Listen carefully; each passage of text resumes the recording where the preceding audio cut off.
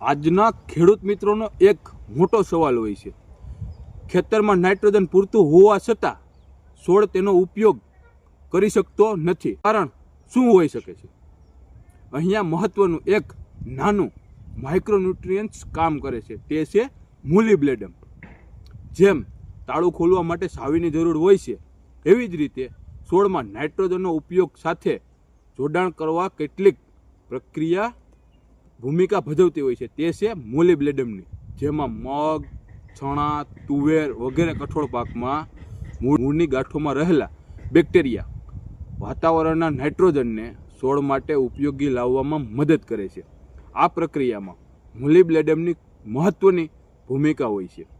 જો કઠોળ પાક નબળો દેખાતો હોય તો તુરંત જ વધારે નાઇટ્રોજન આપવાને બદલે જમીનનું પીએચ અને પોષક તત્વોની સ્થિતિ જાળવવી જોઈએ અથવા તેની નિરીક્ષણ કરવું જોઈએ. મોલિબ્લેડમની જરૂરિયાત ખૂબ ઓછી હોય છે, એટલે યોગ્ય કારણ અને જરૂરિયાત વગર વધારે મોલિબ્લેડમ આપવું યોગ્ય નથી.